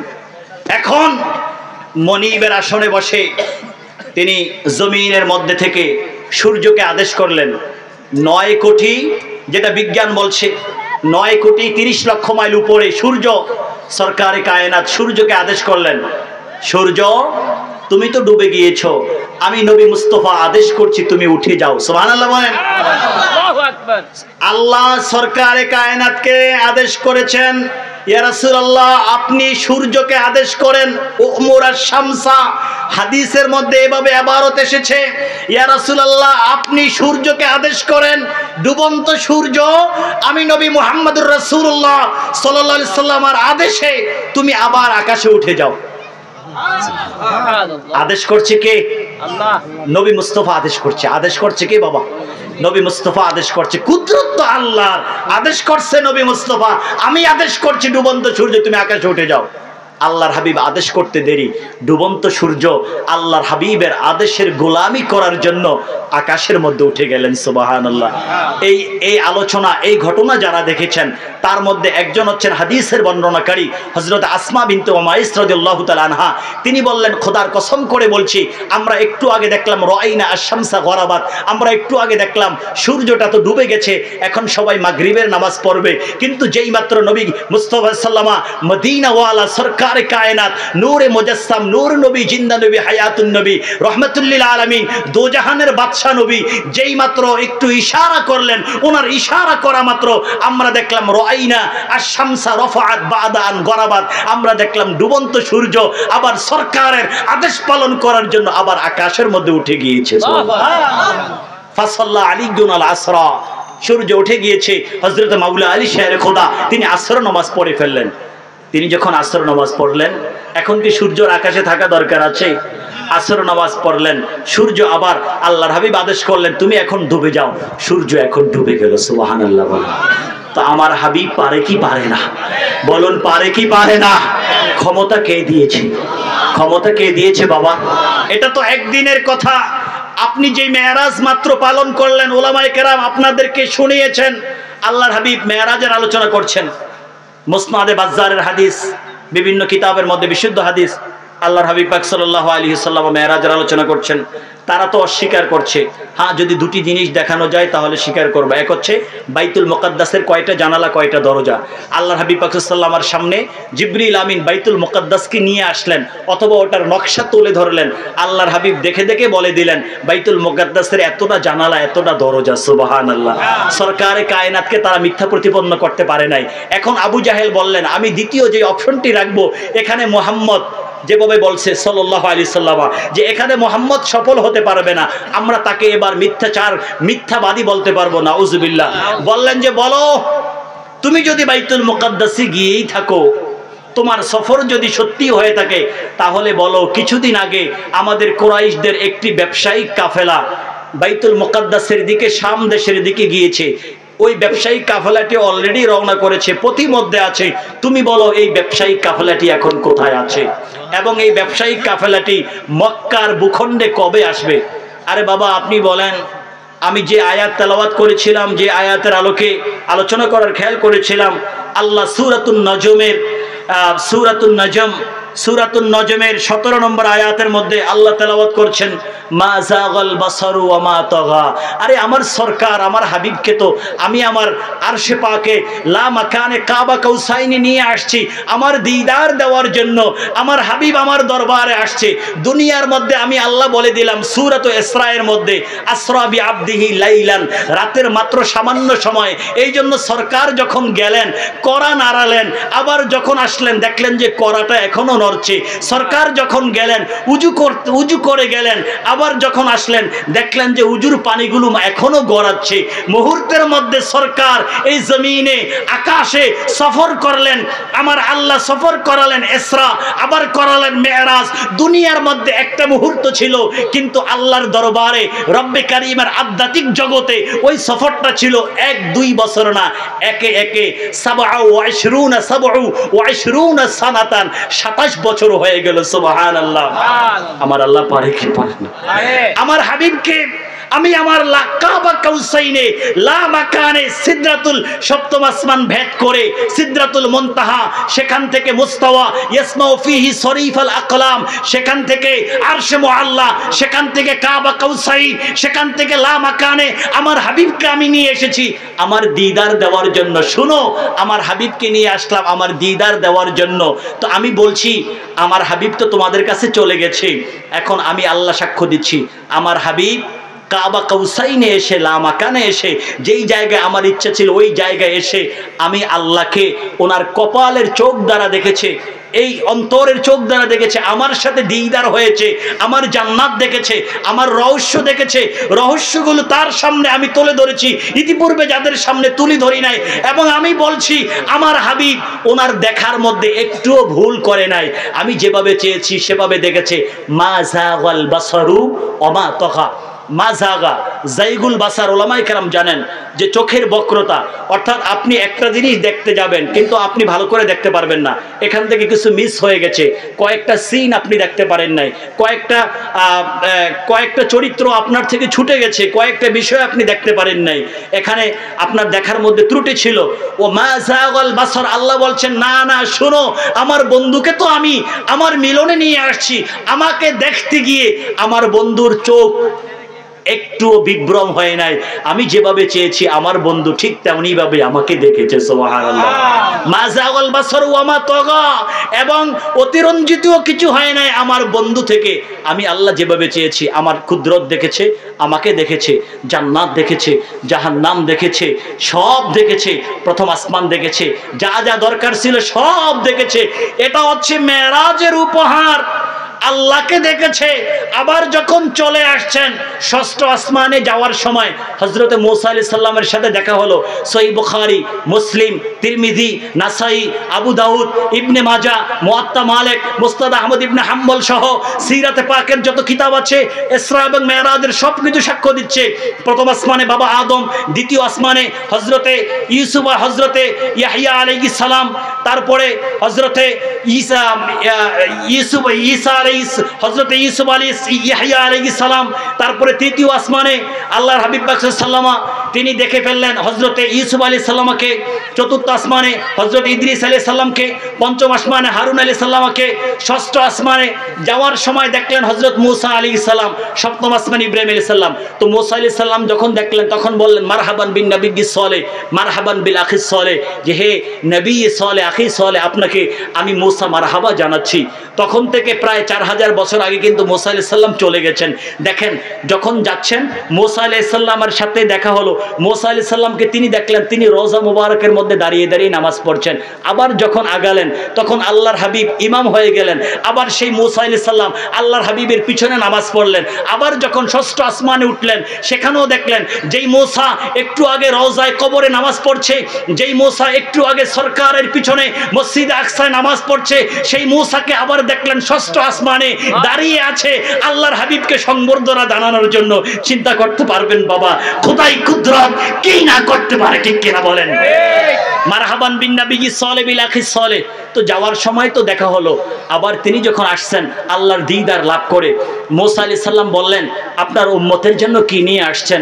আল্লাহর হাবিব বললেন 50 সালাতান ফিল ইয়াউমি ওয়াল লাইলাতি, দিনে এবং রাতে 50 ওয়াক্ত নামাজ। মূসা আলাইহিস সালাম মন এখন চিন্তা করলেন এই তো সুযোগ, আল্লাহর হাবিবকে এখন আমি একটু থামিয়ে দিব, একটু থামাবো বাবা, একটু আপনারা পিছনের দিকে আসেন। তখন থেকে 4000 বছর আগে একটু পিছনে চলে যান।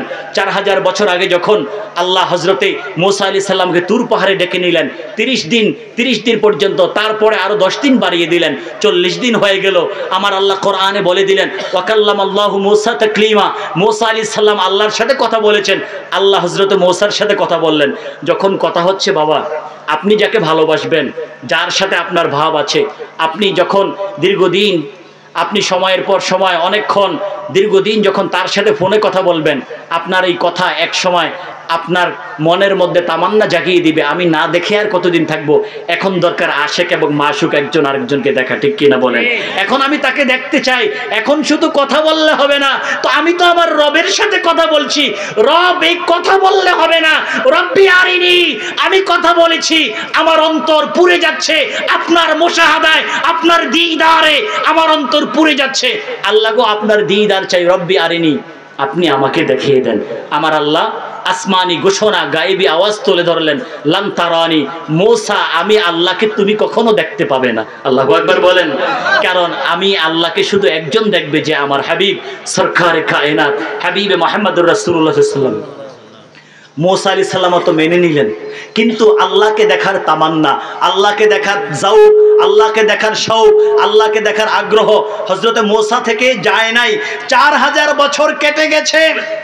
একটু চিন্তা করেন বাবা, আমি এখন যে আলোচনাটা করছি এটার রেফারেন্স অনেক কিতাব, এর মধ্যে একটা হচ্ছে আল আজহার ইউনিভার্সিটিতে পড়ানো হয় ইসলামিক থিওলজিতে, কুল্লিয়াত উসুলুদ্দিন ধর্মতত্ত্ব অনুষদে আকীদার কিতাব, কিতাবের নাম হচ্ছে তুহফাতুল মুরিদ আলা জাওহারাতিত তাওহীদ। 4000 বছর পার হয়ে গেছে, প্রায় 4000 বছর চলে গেল। মূসা আলাইহিস সালাম বললেন রব্বি আরিনি, আল্লাহ তোমাকে দেখতে চাই। আল্লাহ বললেন তারানি, না আমাকে দেখতে পাবে না, আমাকে এই দুনিয়াতে কখনোই দেখতে পাবে না। একজন জলিলুল কদর পয়গম্বরকে আল্লাহ রিপ্লাই দিয়ে দিলেন, মূসা আমাকে এই দুনিয়াতে চর্মচোখে কখনো দেখতে পারবে না। এরপরে 4000 বছর, 1000, 2000, 3000, প্রায় 4000 বছর গত হয়ে গেছে। মূসা আলাইহিস সালাম আল্লাহকে দেখার সেই তামান্না, সেই আগ্রহ এখনো ভুলেন নাই, কিন্তু সুযোগ পেয়ে গেলেন।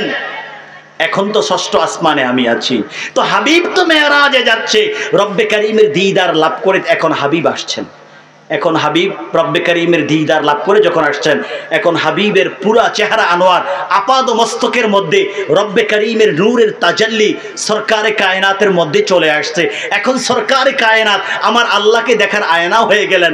নবী মুহাম্মদুর রাসূলুল্লাহ সাল্লাল্লাহু আলাইহি ওয়াসাল্লামের চেহারা আনোয়ারের দিকে তাকাইলে শুধু সরকারকে দেখা যায় না, সরকারকেও দেখা যায়, এবং সরকারের যিনি রব, যার দিদারে তিনি ছিলেন, সেই রব্বে কারীমের নূরের তাজাল্লিও এখন সরকারের চেহারা আনোয়ারের মধ্যে রব্বে কারীমের দিদারও পাওয়া যায়।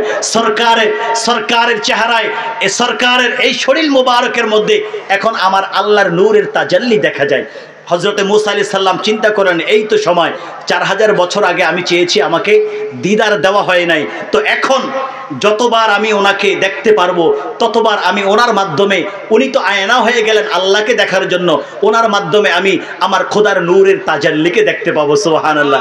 এই জন্য তিনি হিকমত করলেন, তাহলে কিভাবে ওনাকে আটকানো যায়, কিভাবে অপেক্ষা করানো যায়, এই জন্য তিনি বলে ফেললেন, শুনুন, ইন্না উম্মাতাকা লা তাতিকু বিহা, আপনি যে 50 ওয়াক্ত নামাজ নিয়ে আসলেন, আপনার উম্মত এটা পারবে না। ওয়াকাদ জুররিবতু, যে আমার উম্মতের মাধ্যমে আমার তাজরিবা অভিজ্ঞতা হয়েছে, আমার উম্মতও কিন্তু অনেক ওয়াক্ত নামাজ আদায় করতে পারে নাই, তাহলে আমি কি করব? নবী মুসা আলাইহিস সালাম বলেন, ইরজি ইলা রাব্বিক, আপনার প্রভুর দরবারে যান, আপনার প্রভুর দরবারে গিয়ে ফাখাফিফ, আপনি ফাসালিত তাখফিফা, আপনি আপনার উম্মতের জন্য দরখাস্ত করুন যেন 50 থেকে কমানো হয়। গেলেন, 5 ওয়াক্ত কমিয়ে দেওয়া হলো, 45 ওয়াক্ত নিয়ে সরকার চলে আসলেন, আবার বললেন কি নিয়ে আসলেন? 5 ওয়াক্ত কমিয়ে দেওয়া হয়েছে, আবার বললেন ইন্না উম্মাতাকা লা তাতিকু বিহা, আপনার উম্মত 45 ওয়াক্ত পারবে না, আবার যান, আবার সরকার গেল, আবার 5 ওয়াক্ত কমালো, পারবে না, আবার গেলেন, আবার আসলো, আবার গেলেন, আবার আসলো, এভাবে রব্বে কারীমের দরবারে 9 বার গেলেন, 9 বারে কয় ওয়াক্ত নামাজ কমানো হলো? 5 নং 45 ওয়াক্ত নামাজ, এখন মাত্র 5 ওয়াক্ত নামাজ, 45 ওয়াক্ত নামাজ কমানো হলো। আর 9 বার হযরতে মূসা আলাইহিস সালাম সরকারে কায়নাতের চেহারা আনোয়ারটাকে মন ভরে দেখে ফেললেন। সুবহানাল্লাহ। এবং একবার তিনি চেয়েছিলেন, রব্বি আরিনি, আল্লাহ তুমি দেখা দাও, তিনি তো একবার চেয়েছিলেন, 4000 বছর আগে দেখা দেওয়া হয় নাই, 4000 বছর পরেও সেই তামান্না রয়ে গেছে।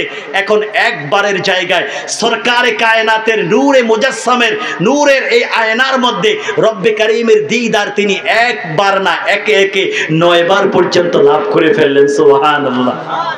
এরপরে বললেন, আপনার উম্মত পারবে না। আল্লাহর হাবিব বললেন, ইন্নী ইস্তাহাইয়াতু মিন রব্বি, আমার এখন লজ্জা লাগে, আমি আর 5 ওয়াক্ত নামাজের চেয়ে কমাতে পারবো না, আমার উম্মত 5 ওয়াক্ত নামাজই পড়বে।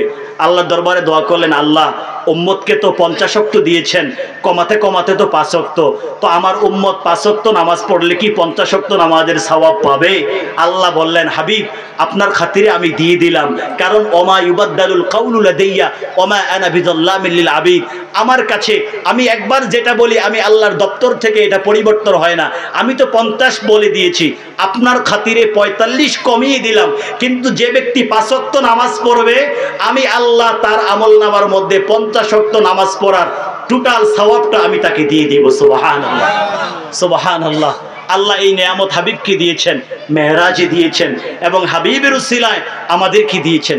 আমরা যেন এই নিয়ামত ধারণ করতে পারি, আমরা যেন নামাজি হতে পারি, আল্লাহ যেন কবুল করেন, বলুন আমিন। একটু মহাব্বতে দরুদ শরীফ পড়ুন, আল্লাহুম্মা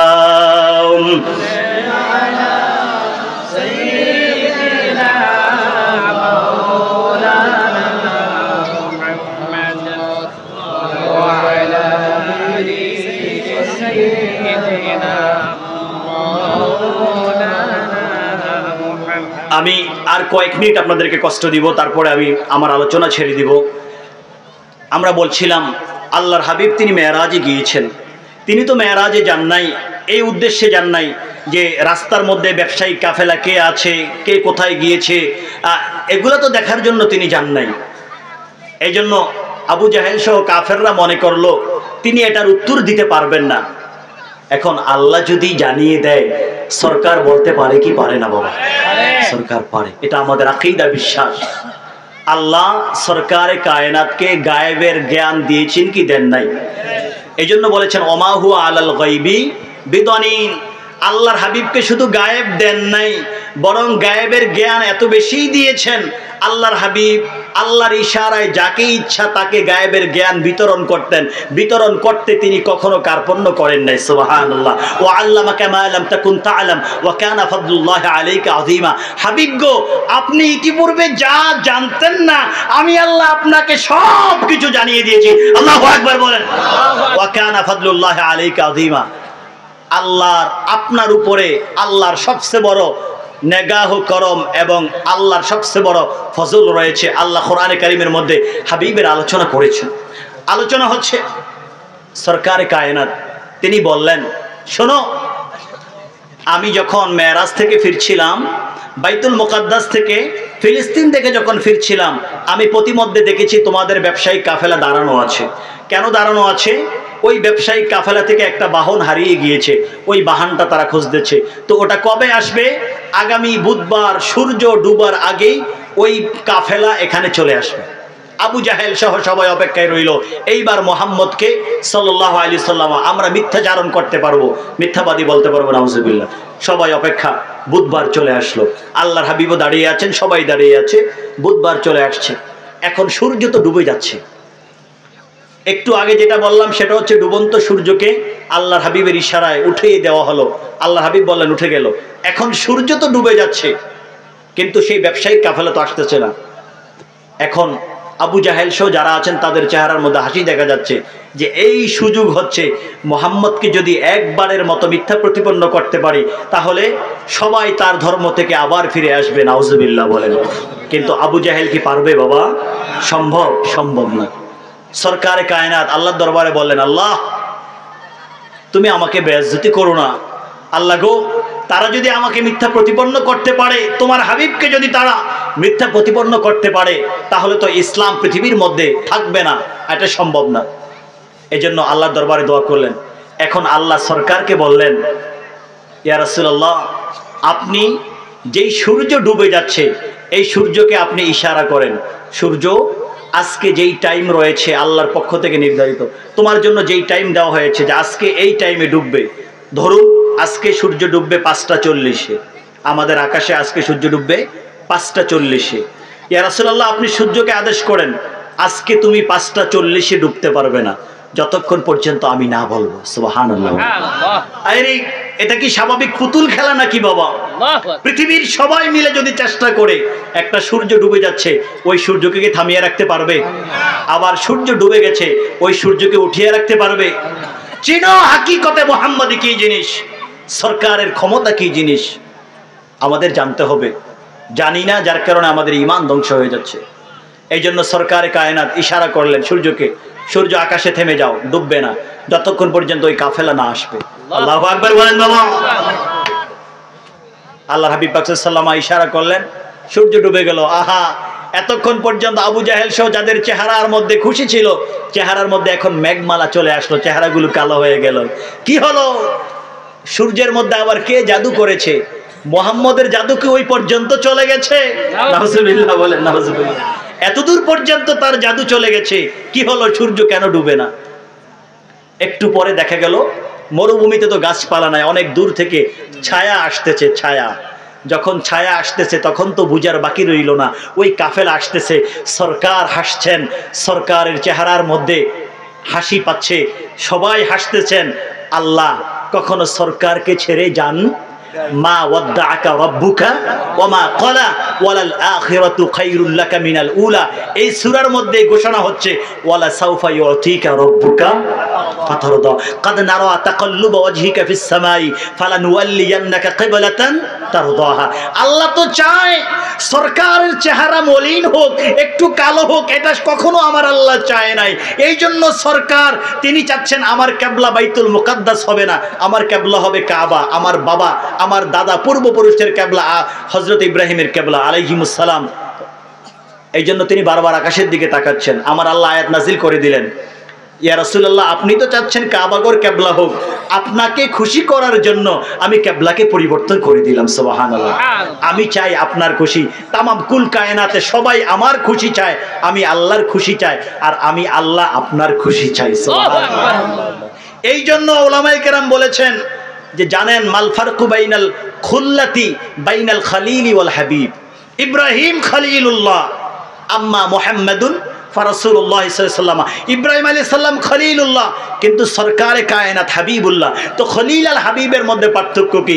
এই জন্য মুফাসসিরিনে কেরাম মুহাদ্দিসিনে কেরাম ব্যাখ্যা করেছেন, আরে খলিলুল্লাহ হচ্ছে যে আল্লাহকে রাজি করতে চায়, আর হাবিবুল্লাহ হচ্ছে আল্লাহ স্বয়ং যাকে রাজি করতে চায়। তো সরকারে কায়নাত হাবিবুল্লাহ, এই জন্য আল্লাহ চাচ্ছেন সরকারে কায়নাতকে খুশি করতে। সরকারে কায়নাতকে খুশি করার জন্য আমার আল্লাহ সূর্যকে আকাশের মধ্যে থামিয়ে দিলেন। সূর্য আপনার থেমে গেল, কাফেলা আসলেন। কাফেলা আসার পরে এখন তো আর তারা সরকারকে মিথ্যাচারণ করতে পারে নাই।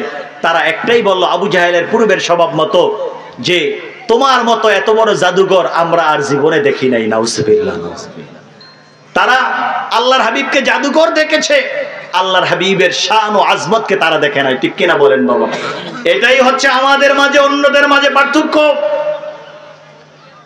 আল্লাহ আশিকে রাসূলদের চোখের মধ্যে সরকারের আজমত, শান, মানকাবাকে তুলে ধরেছেন।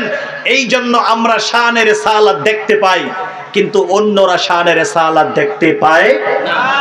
এই জন্য আমি যে মুফতি আলী জুমার কথা বলছিলাম আমার আলোচনার শুরুতে, সেই মুফতি আলী জুমা উনি বলেছিলেন যে তোমরা যদি এই কোরআনে কারীমের মধ্যে আল্লাহর হাবিবকে জানতে চাও, তাহলে কোরআনে কারীমকে তোমরা দুইভাবে পড়ো। ওলামায়ে কেরাম বুঝবেন, আপনাদের জন্য কঠিন হতে পারে। একটা হচ্ছে কোরআনকে কেরাতে আহমদীতে পড়ো, আরেকটা হচ্ছে কোরআনকে তোমরা কেরাতে মুহাম্মদীতে পড়ো।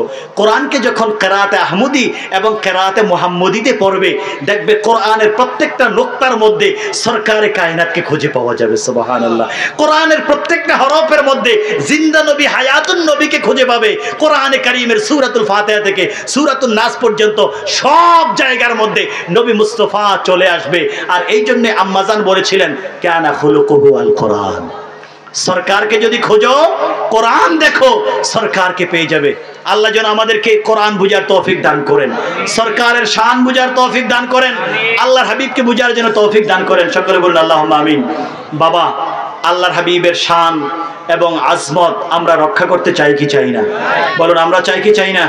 আমরা আল্লাহর হাবিবের শানে কিছু করতে পারি বা না পারি, আমরা কখনো বেয়াদবি করবো না। রাজি আছেন তো বাবা? আল্লাহ যেন আমাদেরকে তৌফিক দান করেন, আল্লাহ যেন আমাদের ঈমান আকীদাকে হেফাজত করেন।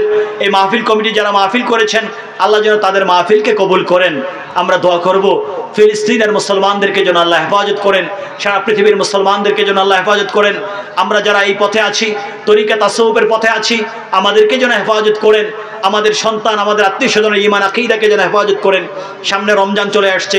এই যে আগামীকাল থেকে আপনার ফেব্রুয়ারির 1 তারিখ, পরশুদিন ফেব্রুয়ারির 1 তারিখ থেকে সবে বরাতের শাবান মাস গণনা আরম্ভ হয়ে যাবে। 14 তারিখ দিবাগত রাত্রিতে সবে বরাত, তারপরে আসতেছে আপনার রমজানের মধ্যে তারাবি। আপনারা দেখবেন যখন শাবান আসবে সোশ্যাল মিডিয়ার মধ্যে ভরে যাবে, সবে বরাত বলতে কিছু নাই, সবে বরাত বেদাত। আপনাদেরকে অনুরোধ করছি বাবা, এই কথাগুলো কানে দিবেন না। রাজি আছেন তো বাবা? আল্লাহর হাবিবের হাদিস মানবেন। আল্লাহর হাবিব সাল্লাল্লাহু আলাইহি ওয়াসাল্লাম বলেছেন যে যখন লাইলাতুন নিসফি মিন শাবান চলে আসে, তখন তোমরা কুমু লাইলাহা ওয়া সুমু ইয়াওমাহা। 14 তারিখ দিবাগত রাত্রে যখন আসবে, আল্লাহর হাবিবের হাদিস, তখন রাত্রে জেগে জেগে তোমরা ইবাদত করো, দিনের বেলায় রোজা রাখো। সবে বরাত এটা হাদিসে আছে, এবং দিনের বেলায় রোজা রাখা সুনানে ইবনে মাজাহ, তিরমিজি শরীফ সহ নবী মুস্তাফার প্রায় 35 জন সাহাবী এই হাদিস বর্ণনা করেছেন। আলহামদুলিল্লাহ বলেন। আমাদের কাছে দলিল আছে, কিন্তু আজকে দলিল বর্ণনার সময় নাই। তারাবি আসছে, আমরা 8 রাকাত না, আমরা 20 রাকাত তারাবি পড়ব। কয় রাকাত? 20 রাকাত। সুনানে কুবরা সহ অসংখ্য অগণিত হাদিসের কিতাবের মধ্যে আসছে, কানা সাহাবু রাসূলুল্লাহ সাল্লাল্লাহু আলাইহি ওয়াসাল্লাম ইসাল্লুনা 20 রাকাতান। আল্লাহর হাবিবের সাহাবীরা 20 রাকাত তারাবি পড়ছেন। এখন বলেন, আল্লাহর হাবিবের সাহাবীরা যদি 20 রাকাত পড়েন, আমরা কয় রাকাত পড়ব? আমরা 20 রাকাত পড়ব। আল্লাহ যেন আমাদের ঈমান আকীদা আমলকে হেফাজত করে। আল্লাহুম্মা আমিন। ওয়া আখিরু দাওয়ানা আনিল হামদুলিল্লাহি রাব্বিল আলামিন ওয়া সাল্লাল্লাহু আলান নবিয়িল কারীম আর রাউফির রহিম ওয়া আলা আলিহি ওয়া সাহবিহি আজমাইন। ওয়াসসালামু আলাইকুম।